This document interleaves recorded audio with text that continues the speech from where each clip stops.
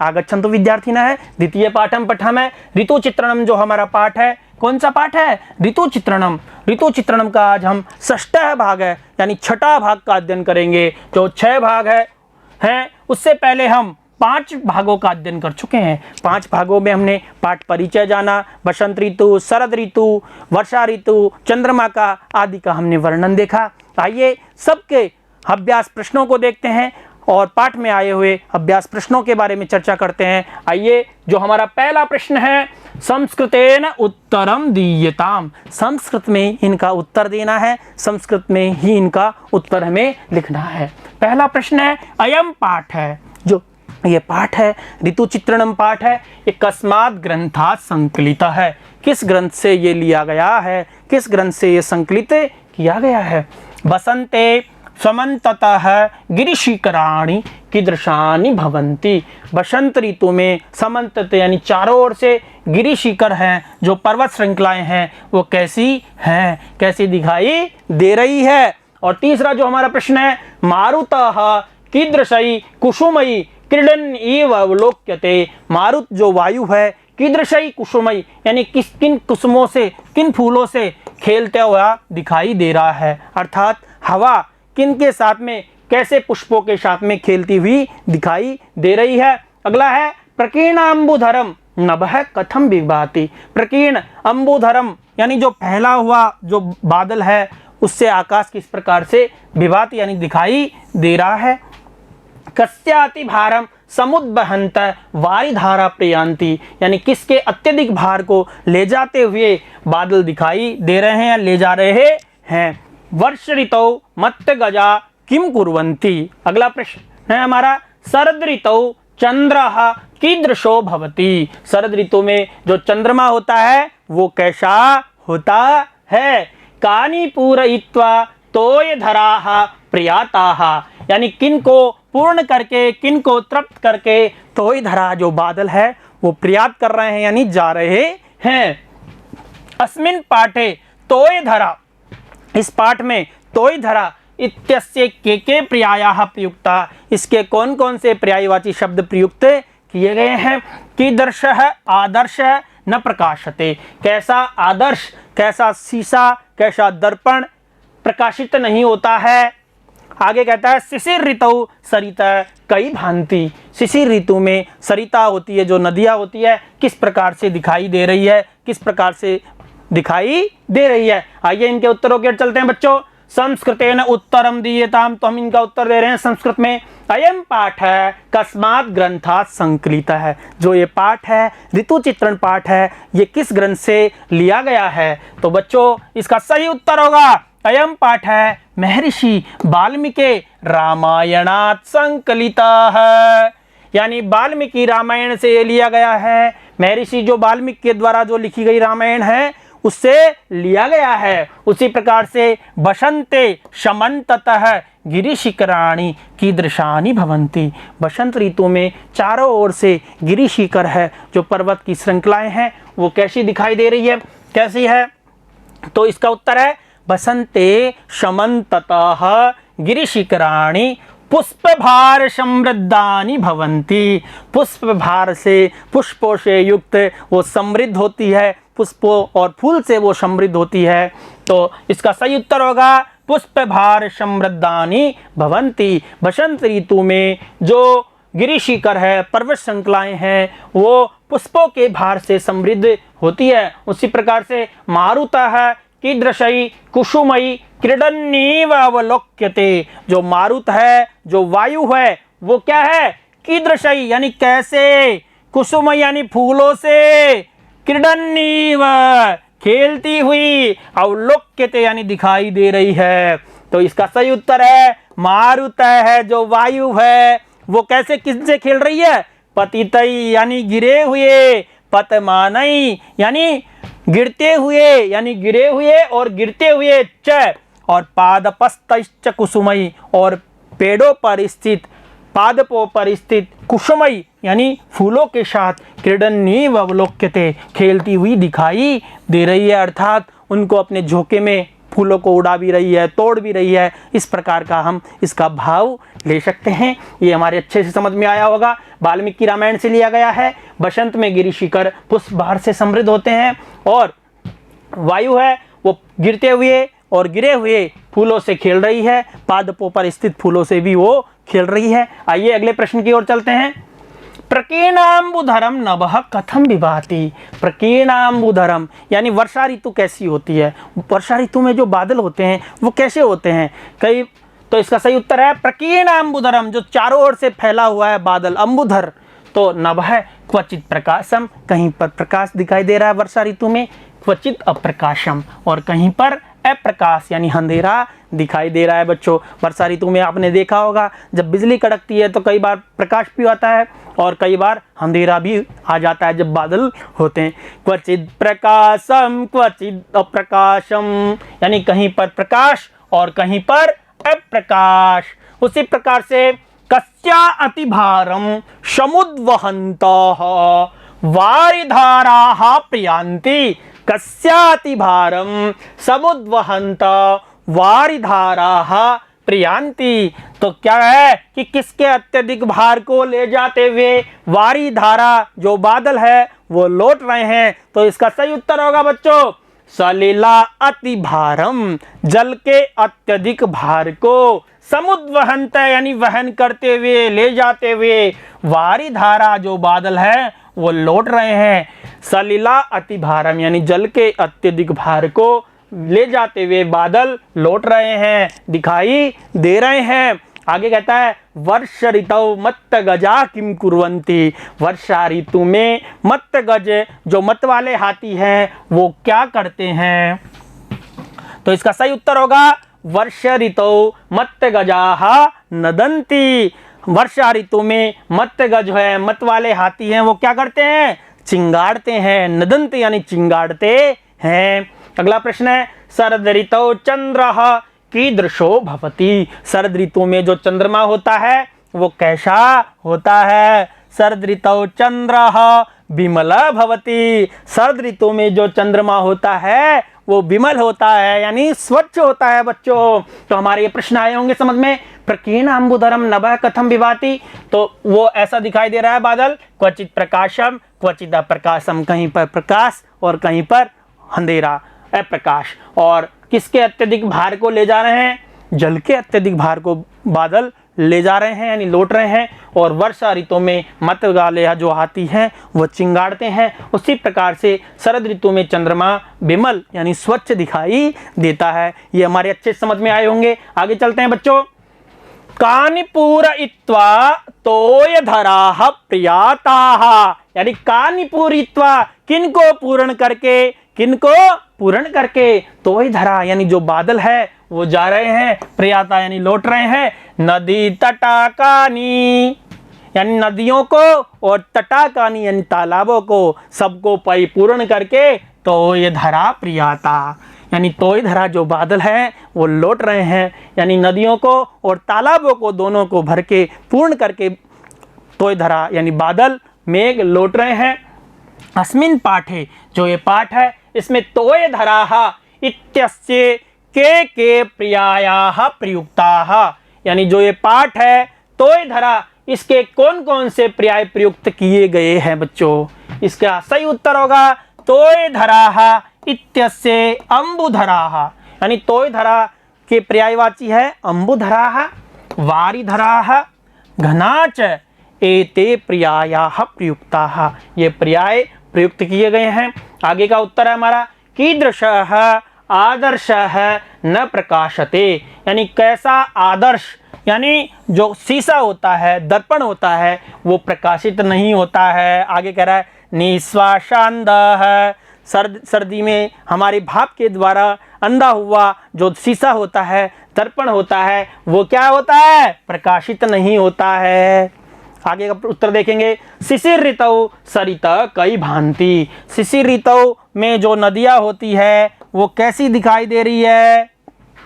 शिशिर ऋतु सरिता हिमाद्र बालुकास्तीरई भांति, शिशिर ऋतु में जो नदियां हैं हिम से आर्द्र हुई जो मिट्टी का का किनारा होता है, तीर होता है, ऐसी दिखाई दे रही है। तीरई भांति, इसका एक छोटा सा भी उत्तर हो सकता है, तीरई भांति। लेकिन हमने लिखा हिम से जो आर्द्र हुई मिट्टी के जो तीर होता है ऐसी वो दिखाई दे रही है। शिशिर ऋतौ सरित हिमाद्र बालुकास तीरई भांति।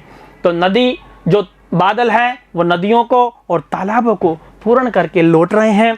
अगले में तोयधरा है, तोयधरा का पर्यायवाची है अंबुधरा, वारिधरा घना च एते प्रियायः प्रयुक्तः। कीदृश आदर्श न प्रकाशते, जो शीशा है वो कौन सा प्रकाशित नहीं होता है, वो है निश्वासांध, यानी श्वास की भाप से, भाप के कारण जो शीशा अंधा हो जाता है वो प्रकाशित नहीं होता है। इन उत्तरों को जाना। सरित कई भांति, तीरई भांति, हिमाद्र बालुकास तीरई। आइए अगले प्रश्न की ओर चलते हैं। ये प्रश्न आपके अच्छे से समझ में आए होंगे बच्चों।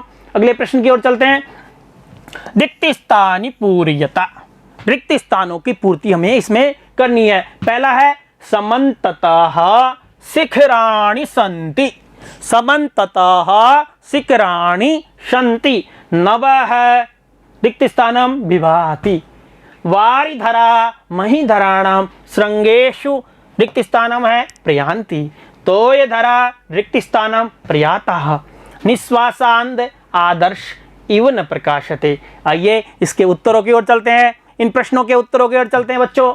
आइए पहला उत्तर है हमारा समन्ततः शिखराणि सन्ति। जो समन्ततः यानी चारों ओर से क्या शिखर है, पुष्प भार समृद्धानि, पुष्पों के भार से समृद्ध है कौन, पर्वत श्रृंखलाएं, गिरि शिखर हैं। जो शिखर हैं पर्वतों की श्रृंखलाएं हैं, शिखर हैं वो पुष्पों के भार से समृद्ध है। नभः आकाश कैसा दिखाई दे रहा है, प्रकीर्ण अंबुधरम, यानी बादलों से ढका हुआ दिखाई दे रहा है। चारों तरफ बादल ही बादल फैले हुए हैं। प्रकीर्ण अंबुधरम, दूसरे का उत्तर हुआ प्रकीर्ण अंबुधरम। वारिधरा महीधराणाम श्रृंगेषु प्रियांति, जो वारिधर है, जो बादल है वो महीधराणाम, जो महीधर है पर्वत हैं, उनकी श्रृंखलाओं पर क्या करते हैं, विश्रम्य पुनः प्रियांति, विश्राम करके वापस लौट रहे हैं। यानी जो बादल है, पर्वतों की जो श्रृंखलाएं हैं उन पर विश्राम करके वापस लौट रहे हैं बच्चों। तो ये पुष्प भार समृद्ध हो गई, और नभ प्रकीर्णांबुधर हो गया, और वारिधार जो धरा है वो विश्राम करके फिर से लौट रहे हैं पर्वत श्रृंखलाओं पर विश्राम करके। आइए अगले प्रश्न की ओर चलते हैं बच्चों। तोय धरा प्रियाता, तोय धरा है नभः त्यक्त्वा प्रियाता। जो तोय धरा है, जो बादल है वो क्या है, नभः त्यक्त्वा, यानी आकाश को छोड़ करके, आकाश को छोड़ करके क्या कर रहे हैं, लौट रहे हैं, लौट गए हैं। आगे की ऋतु में, शरद ऋतु में निश्वासांदः आदर्श इव न प्रकाशते, यानी जो शीशा होता है वो कैसा कब प्रकाशित नहीं, किसके समान प्रकाशित नहीं होता है, चंद्रमा, शीशे के समान प्रकाशित नहीं होता है। चंद्रमा की जो मंडल है वो लाल कर हो गया है भाप से, बर्फ से इत्यादि उसमें बताया है। तो निश्वासांदः आदर्श इव चंद्रमान प्रकाशते। तो बच्चों ये समझ में आए होंगे। आइए अगले प्रश्न की ओर चलते हैं। अधोलिखितानाम सप्रसंगम व्याख्या कार्या, यानी जो अधोलिखित पद हैं, मारुतः कुसुमई पश्य सौमित्रे क्रीडन इव समन्तत। दूसरा है निश्वासांद इवादृश्य चंद्रमा न प्रकाशते, यानी मारुतः कुसुमई पश्य सौमित्रे क्रीडन इव समन्तत निश्वासांद इवादृश्य चंद्रमा न प्रकाशते। इनकी हमको क्या करनी है, सप्रसंग व्याख्या करनी है। आइए पहली व्याख्या की ओर चलते हैं बच्चों। पहली व्याख्या है मारुतः कुसुमई पश्य सौमित्रे क्रीडन इव समन्ततः। इसका हम प्रसंग लिखेंगे। प्रसंग में बच्चों क्या लिखना होता है, संदर्भ जो होता है, ग्रंथ होता है, उसका नाम लिखना होता है, उसका कवि का परिचय लिखना होता है। तो यह श्लोक अंश है। श्लोकांशोऽयम् अस्माकं पाठ्यपुस्तकस्य ऋतुचित्रणम् इति पाठात् उद्धृतः है। जो ये श्लोक का अंश है ये हमारी पाठ्य पुस्तक के ऋतु चित्रणम यानी ऋतु चित्रण इस पाठ से लिया गया है। तो बच्चों आगे कहता है मूलतः एषः पाठः आदिकवि वाल्मीकि विरचितात् रामायण महाकाव्यात् संकलितो अस्ति। मूलतः जो ये पाठ है वो आदि कवि वाल्मीकि के द्वारा रचित रामायण महाकाव्य से संकलित किया गया है। अस्याम पंक्तौ सीता वियुक्तः, इस पंक्ति में सीता से वियुक्त हुआ, अलग हुआ। श्री राम है, श्री राम है लक्ष्मणम, यानी लक्ष्मण जी को क्या कह रहे हैं, बसंत ऋतु हो दृश्यम, बसंत ऋतु के दृश्य को वर्णन करते हुए क्या कहते हैं। तो ये पाठ है, जो ये पाठ, ये अंश है, ये हमारी पाठ्य पुस्तक ऋतु चित्रण के पाठ से लिया गया है और ये पाठ आदि कवि वाल्मीकि के द्वारा रचित रामायण महाकाव्य से संकलित किया गया है। और इस पंक्ति में सीता से जो वियुक्त हैं, कौन वियुक्त है, श्री राम वियुक्त हैं, उसमें लक्ष्मण से वो कह रहे हैं किसका, बसंत ऋतु के जो दृश्य है, सीता से को जाने के बाद में जब वसंत ऋतु आती है तो उसमें श्री राम जी क्या कहते हैं। आइए व्याख्या की ओर चलते हैं बच्चों। सौमित्रे, हे सुमित्रा नंदन, हे सुमित्रा के पुत्र, पश्य यानी देखो, मारुत, मारुत का मतलब अयम वायु, यानी ये वायु, समन्तत यानी सर्वत, यानी चारों ओर, सब ओर, सर्वत का मतलब सब ओर, परित यानी चारों ओर, कुसुमई यानी पुष्पैश, फूलों के साथ, क्रीडन इव अर्थात क्रीडति यथा प्रतीयते, हे सुमित्रा के नंदन लक्ष्मण, देखो ये वायु सब ओर से फूलों के साथ खेलती हुई दिखाई दे रही है। तो इदम दृश्यम इत्थम शोभते यत् पवन है, ये दृश्य ऐसा शोभित हो रहा है कि पवन पुष्पै सार्धम क्रीडति यु, पवन है जो वायु है, मारुत है, वो फूलों के साथ में खेलती हुई दिखाई दे रही है। हे लक्ष्मण इधर देखो, यह वायु सब ओर से फूलों के साथ जैसे खेल रही है ऐसा प्रतीत होता है। ये दृश्य ऐसा सुशोभित हो रहा है कि हवा पुष्पों के साथ मानो खेल रही है। तो इसका ये व्याख्या हो गई बच्चों, आपको ये व्याख्या यहाँ तक करके आनी है। ये अर्थ तो मैंने आपकी दृष्टि से यहाँ दिया है कि आपके ये समझ में आ सके। आइए अगले वाक्यांश की ओर चलते हैं हम। निश्वासांद इवादृशश्चंद्रमा न प्रकाशते, निश्वासांद इवादृशश्चंद्रमा न प्रकाशते, यानी जो ये श्लोक का अंश है, ये अस्माकं पाठ्य पुस्तक से, हमारी जो पाठ्य पुस्तक है, कौन सी, ऋतु चित्रणम, ऋतु चित्रण जो पाठ्य पुस्तक है, इति पाठात् उद्धृत है, इस पाठ से ये लिया गया है। पहले वाला ही आएगा बच्चों, जो प्रसंग पहले था लगभग वही आएगा। ये हमारी पाठ्य पुस्तक पाठ्य पुस्तक के ऋतु चित्रणम, इस पाठ से ये लिया गया है। मूलतः एषः पाठ आदि कवि वाल्मीकि विरचितात्, मूलतः यह पाठ आदि कवि वाल्मीकि के द्वारा रचित रामायण महाकाव्यात् संकलितो अस्ति, रामायण महाकाव्य से संकलित किया गया है, वही आया। अस्याम पंक्तौ गोदावरी नद्याः तीरे, इस पंक्ति में गोदावरी नदी के तीर पर, गोदावरी नदी के किनारे पर राम स्वकीय अनुजम लक्ष्मणम हेमंत ऋतो वर्णयन कथयति, इस पद्य में गोदावरी नदी के तीर पर राम अपने अनुज लक्ष्मण को हेमंत ऋतु का वर्णन करते हुए कहते हैं। क्या कहते हैं, आइए व्याख्या में चलते हैं बच्चों। निश्वासांदः दीर्घ निश्वासेन, अंधः यानी मलिनः, यानी दीर्घ निश्वास से, अंध यानी मलिन हुए, आदर्श यानी दर्पण, आदर्श इव यानी दर्पणवत, यानी दर्पण के समान, चंद्रमा यानी शशि, न प्रकाशते न शोभते, यानी जो भाव यह है कि भावोयम यत यथा दीर्घ निश्वासेन निस्त्रतेन वाष्पेण अंधः मलिना दर्पण न शोभते तथैव शशि अपि सूर्येण आक्रांतः हिमकणैः च मलिनः न शोभते। भाव यह है कि बच्चों इसका कि दीर्घ निश्वास से, यानी दीर्घ हम श्वास लेते हैं सर्दी में, तो दीर्घ निश्वास से निस्रतेन जब निकलती है, क्या निकलती है, वाष्पेण, वाष्प के द्वारा, दीर्घ निश्वास से जो निकलती है वाष्प के द्वारा, अंधः मलिनः दर्पण न शोभते, अंधा हुआ मलिन दर्पण सुशोभित नहीं होता है। उसी प्रकार से शशि अपि, जो चंद्रमा है वो भी सूर्य के आक्रांत, यानी सूर्य के द्वारा आक्रांत हुई संक्रमित हुई क्या, हिम कणई, हिम बर्फ के कणों से क्या होता है, मलिन है न शोभते, मलिन होता हुआ सुशोभित नहीं होता है। सूर्य का संक्रमण जब होता है चंद्रमा पर तो चंद्रमा मलिन हो जाता है। यह है कि दीर्घ निश्वास से जिस प्रकार से शीशा में जब श्वास आती है तो वो मलिन हो जाता है, उस पर भाप आ जाती है, अर्थात वाष्प के उस पर कण आ जाते हैं। उसी प्रकार से सूर्य से जब आक्रांत हिमकण होते हैं उससे भी चंद्रमा सुशोभित नहीं होता है।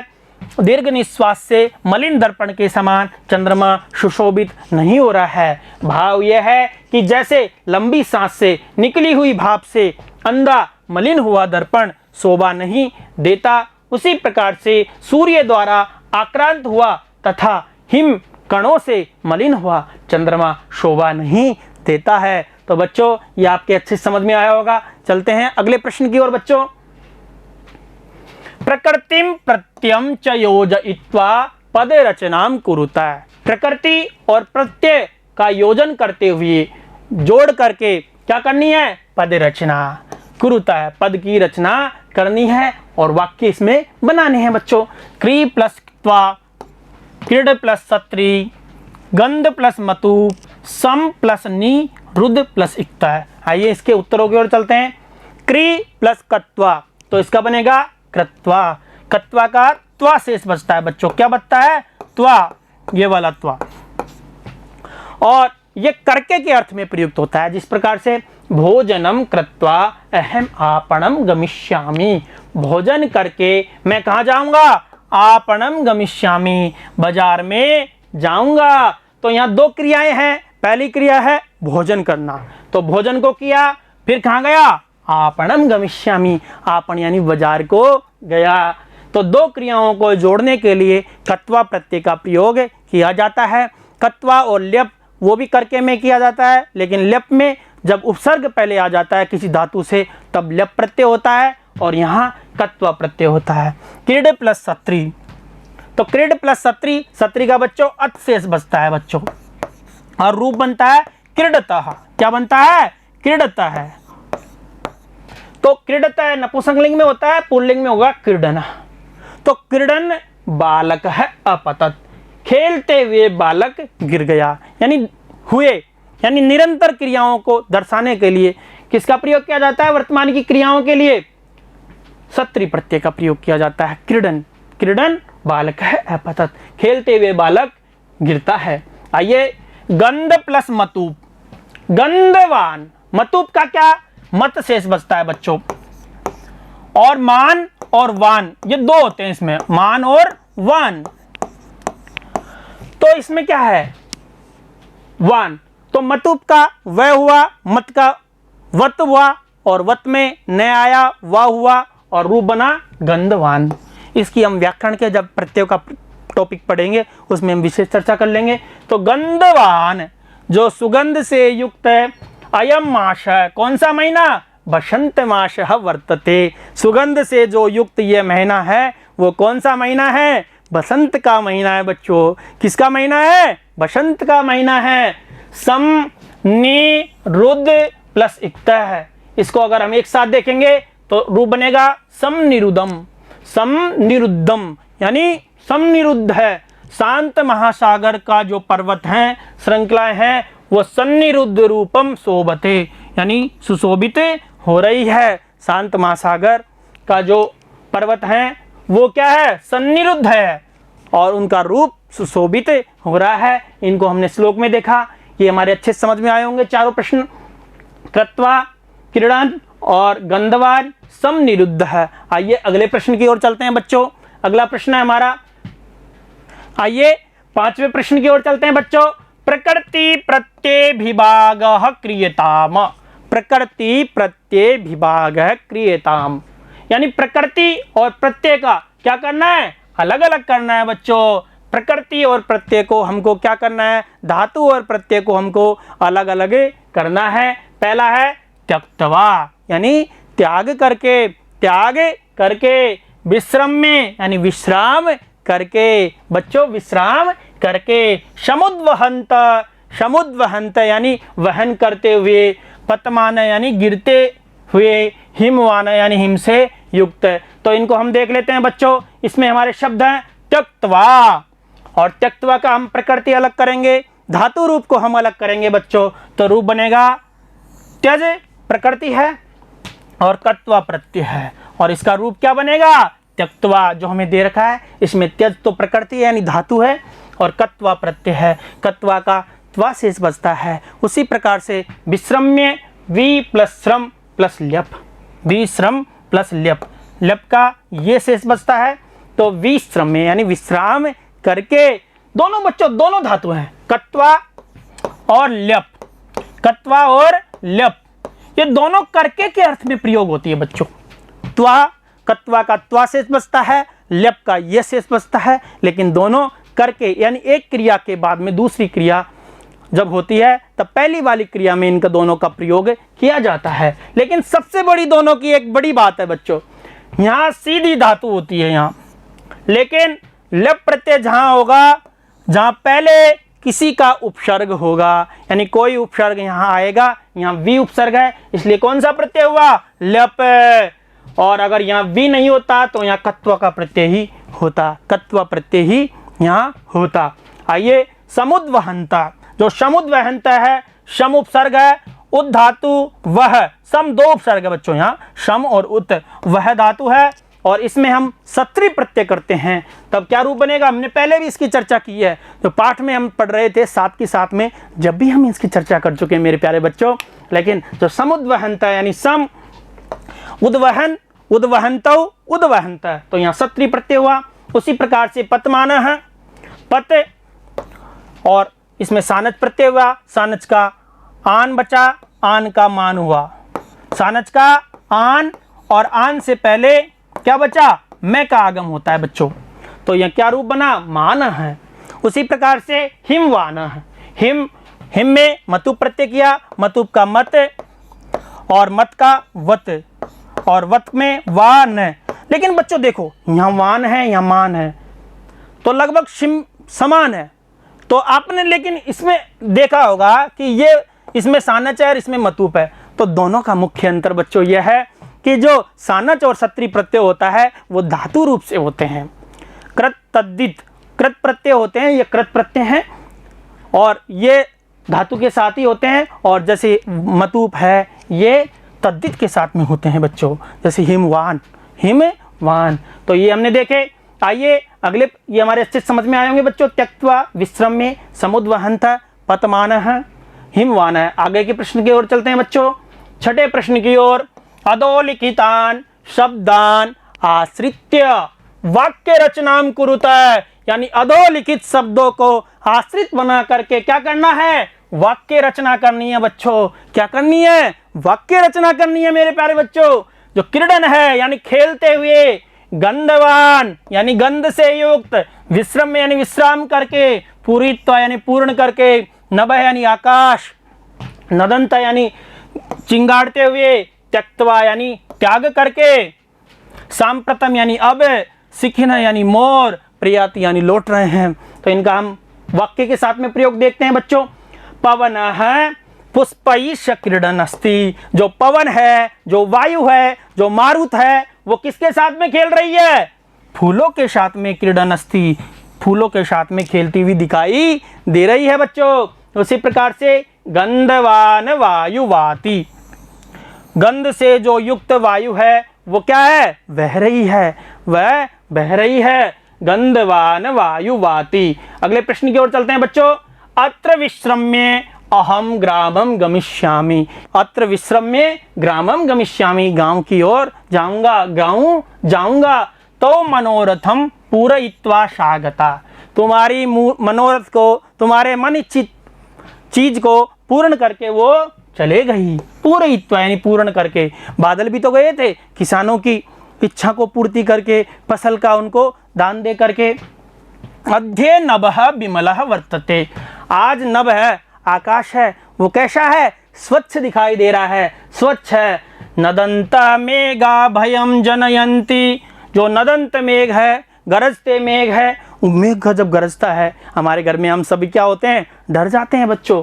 तो नदंत है यानी गरजते हुए मेघ क्या करते हैं, भय की उत्पत्ति करते हैं। उसी प्रकार से बालकः स्वजनकम त्यक्त्वा न गमिष्यति, बालक अपने पिता को त्याग करके छोड़ करके नहीं जाएगा, बालक अपने पिता को छोड़कर नहीं जाएगा। उसी प्रकार से सांप्रतम का हम प्रयोग देखते हैं, सांप्रतम अहम अध्ययनम करिष्यामि, सांप्रतम यानी अब मैं अध्ययन करूंगा, आज के बाद में मैं अब अध्ययन करूंगा। सिकिनः वर्षा काले नृत्यन्ति, जो मोर है वो क्या करते हैं, वर्षा काल में नृत्य करते हैं बच्चों, क्या करते हैं, नृत्य करते हैं। रमा पाठशालाम प्रियाति, रमा पाठशाला की ओर लौट रही है, पाठशाला की ओर जा रही है। इन प्रश्नों को देखा, इनके वाक्य को प्रयोग में हमने किया, वाक्य का प्रयोग किया। आइए अगले प्रश्न की ओर चलते हैं। संधिम संधि विच्छेदम वा कुरुता है, या तो संधि करनी है इन वाक्यों की, इन पदों की, या इनका संधि विच्छेद करना है। देखते हैं, सुकः प्लस अनिलः प्लस अयम, प्रकीर्ण अम्बुधरम, दूसरा है क्रीडन प्लस इव, तीसरा है, चौथा है चंद्रो अपि, पांचवा है निश्वास प्लस अंध। आइए इनका संधि या संधि विच्छेद करते हैं बच्चों। पहला है सुखा प्लस अनिलः प्लस अयम, तो बच्चों इसमें दो संधि हमें दिखाई दे रही है, दो प्लस के निशान दिखाई दे रहे हैं, देखो एक ये और एक ये। तो इसमें ए है, ख में ए है और इसका ए है, यानी दोनों का है, तो क्या रूप बना, सुखा, ये बन गया। उसी प्रकार से अनिल है, विसर्ग है, प्लस के बाद में अयम है, अनिलो अयम, सुखा नीलो अयम, इस विसर्ग का उत्त होकर के ओ होकर के सुखा नीलो, अनिलो हो गया, अनिलो ये हो गया बच्चों, और अयम, अयम है ये। तो हमारा एक सूत्र कहता है एंगः पदांता दति, एंग ए और ओ पदांत हो और उसके बाद में ए हो, तो इस ए का क्या हो जाएगा, ये अवग्रह चिन्ह हो जाएगा, ये वाला अवग्रह चिन्ह हमें दिखाई दे रहा है। तो रूप क्या बना, सुखा नीलो अयम, सुखा नीलो अयम, सुख की से जो पूर्ण है ये अनिल। प्रकीर्णाम्बुधरम, तो इसमें दो, इसका संधि विच्छेद होगा, प्रकीर्ण है यानी फैला हुआ है, अम्बुधरम दो पद हो गए, तो इसमें कौन सी संधि होगी, दीर्घ संधि होगी बच्चों, यहाँ दीर्घ और विसर्ग संधि थी। क्रीडन्नयिव, तो यहाँ क्रीडन्नयिव एक नया और आ जाएगा बच्चों, यहाँ नुडागम संधि होती है, वैसे एक व्यंजन संधि में व्यंजन संधि का एक भेद होती है, तो यहाँ नुडागम संधि होगी, नुट का आगम होगा, तो रूप बनेगा क्रीडन्नयिव। देखो ऐसे क्रीडन प्लस न्यू, नया हुआ आया तो न्यू, क्रीडन्नयिव। चंद्रोपि, चंद्रः प्लस अपि, चंद्रः प्लस अपि, यहाँ भी कौन सी संधि हुई, विसर्ग संधि हुई। अगला है निश्वासः अंधः, निश्वासः अंधः, तो निश्वासांधः, निश्वासांधः, यहाँ कौन सी संधि हुई, दीर्घ संधि, विसर्ग संधि, व्यंजन संधि, नोडागम संधि, दीर्घ संधि, दीर्घ संधि, विसर्ग संधि। इनको हमने अच्छे से समझा बच्चों, ये हमारे अच्छे समझ में आई होगी। चलते हैं आगे। अधोलिखितानां कर्तृक्रियापदानां समुचितम मेलनम कुरुत, यानी जो अधोलिखित ये पद हैं, कर्तृ और क्रियापद है, इनका समुचित क्या करना है, मेल करना है, इनको समुचित अच्छी प्रकार से मिलाना है बच्चों। तो ये कहता है पलवंगः नदन्ति, वनांता समाश्वसन्ति, समाश्वसन्ति, सिकिनः भान्ति, इनको हमको सही मिलाना है। तो आइए इनको मिलाते हैं बच्चों, इनका सही मिलान करना है हमें।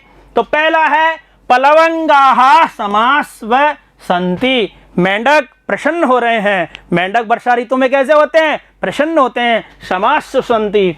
और उसी प्रकार से वनांता, जो वन्य प्राणी है, वन्य औषधियां हैं, वो क्या हो रही है, भांति, भांति यानी सुशोभित हो रही है, वनांता भांति। सिकिनः, श्री राम जी वर्णन कर रहे हैं ना, सिकिनः मोर क्या कर रहे हैं वर्षा ऋतु में, नृत्यन्ति नाच रहे हैं बच्चों, क्या कर रहे हैं मोर, नाच रहे हैं।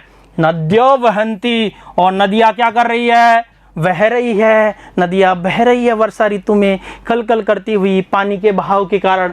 मत्त गजाहा नदंती, और मत वाले हाथी नाद कर रहे हैं, चिंगाड़ रहे हैं। और प्रिया विहीन, प्रिया विहीन कौन है बच्चों, श्री राम जी अपनी पत्नी से वियुक्त हैं, प्रियया विहीना है, तो कौन है वो, क्या कर रहे हैं, ध्यान कर रहे हैं अपनी पत्नी का, अपनी पत्नी को याद कर रहे हैं। उसी प्रकार से घना वर्षंती, और जो बादल है वो क्या कर रहे हैं? बरसात कर रहे हैं, वर्षात कर रहे हैं। आइए अगले प्रश्न की ओर चलते हैं बच्चों। अधोलिखितयो श्लोकयो अन्वयम प्रदर्शयत, यानी अधोलिखित ये दो श्लोक है हमारे, समुद्वहंत सलिलातिभारम, ये वाला श्लोक हमने पहले पढ़ा था। इसका हमको क्या करना है? अन्वय करना है बच्चों। अन्वय हम देख चुके हैं पहले ही पाठ में, लेकिन फिर से हम करेंगे। हंसो यथा, जो 11वां पद्य था, हमारा अंतिम पद्य था, उसका भी हमको अन्वय करना है। आइए अन्वय करते हैं। समुद्वहंत सलिलातिभारम प्रियांति, जो ये हमारा श्लोक था, इसका अन्वय कर रहे हैं बच्चों। सलिला अतिभारम समुद्वहंत बलाकिनः वारिधारा नदंत महिधराणाम महस्सु श्रृंगेषु विश्रम्य विश्रम्य पुनः प्रियांति। इसका हमने अन्वय किया।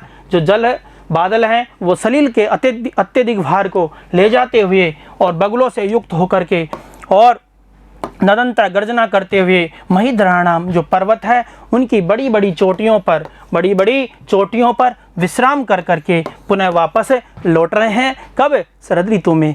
तो आइए अगले उसकी ओर चलते हैं। हंसो यथा तथा अंबरस्त, इसका भी अन्वय देखते हैं। यथा हंस राजत पंजरस्त, यथा सिंह मंदर कंदरस्त, यथा वीर गर्वित कुंजरस्त च तथा अंबरस्त चंद्र अपि ब्रवाजः। यथा हंस, जैसे कि हंस है वो क्या है? चांदी के पिंजरे में स्थित होकर के। यथा सिंह मंदर कंदरस्त, यानी मंदराचल जो पर्वत है उसकी कंदराओं में स्थित होकर के। यथा वीर गर्वित कुंजरस्त, और जो वीर है वो गर्वित होकर के हाथी की पीठ पर बैठ करके। तथा अंबरस्त चंद्र अपि ब्रवाज है, उसी प्रकार से अंबर में स्थित जो चंद्रमा है वो भी सुशोभित हो रहा है। 11वें पद्य का अन्वय देखा हमने। आइए अगले प्रश्न की ओर चलते हैं। अधोलिखितेषु श्लोकेषु प्रयुक्तालंकाराणाम निर्देशम कुरुता है, यानी अधोलिखित जो ये पद हैं, अधोलिखित जो हमारे ये पद हैं, उनमें क्या करना है? पतितै पतमानश्च क्रीडन इव शमंतत, और दूसरा है वहंती वर्षंती पलवंगा, जो दूसरा छठा श्लोक था लगभग। रवि सक्रांत सौभाग्य चंद्रमान प्रकाशते, इनमें हमको अलंकार बताने हैं। हमने अलंकार इसके साथ में ही देख लिए थे। आइए इनके अलंकारों की ओर चलते हैं बच्चों। तो पतितई, देखो ये पतितई पतमानश्च है ना बच्चों, इसमें कौन सा अलंकार हुआ? पैवर्ण की आवर्ती होने से इस श्लोक में कौन सा अलंकार है? अनुप्रास, यानी पैवर्ण की पतितई पतमानई, यानी बार बार यहाँ पैवर्ण की आवर्ती हो रही है। यहाँ तो कौन सा अलंकार हुआ? अनुप्रास अलंकार। और क्रीडन ईव में कौन सा अलंकार है? मानो, क्रीडन ईव यानी मानो खेलता हुआ, तो मानो में मानो जानो, इसमें उत्प्रेक्षा अलंकार होता है। तो दोनों अलंकार हुए, अनुप्रास और उत्प्रेक्षा। तो दूसरे में देखे वहंती वर्षंती पलवंगा, यानी यहाँ भी आवर्ती हो रही है बार बार, अंति अंति, तो अनुप्रास अलंकार हुआ। और यथा संख्या अलंकार के भी यहाँ कुछ लक्षण दिखाई देते हैं। तो मुख्य अलंकार अनुप्रास और यथा संख्य। उसी प्रकार से जो तीसरा था, रवि सक्रांत सौभाग्य चंद्रमान प्रकाशते इव, आया था ना वहाँ, तो इसमें कौन सा अलंकार है? यानी मस्तुलना की गई है, उपमा अलंकार है बच्चों। कौन सा अलंकार है? उपमा अलंकार है। तो पहले में अनुप्रास, उत्प्रेक्षा, अनुप्रास और यथा संख्य और उपमा। आइए अगले प्रश्न की ओर चलते हैं। अधोलिखित श्लोकेषु छंदो निर्देशा कार्य, यानी अधोलिखित जो श्लोक है इनमें क्या करना है? छंद का निर्देश बताना है हमको, छंद बताना है। कौन सा छंद है? क्वचित प्रकाशम शांत महानवश्य हंसो यथा तथा अंबरस्त, रवि सक्रांत सौभाग्य न प्रकाशते। तीनों के हम छंदों को देख चुके हैं, लेकिन जो पहला है उसमें कौन सा छंद होगा? उपजाति छंद होगा। क्वचित प्रकाशम, क्वचित अप्रकाशम, ये वाला था ना, इसमें 11 वर्ण है प्रत्येक पद में।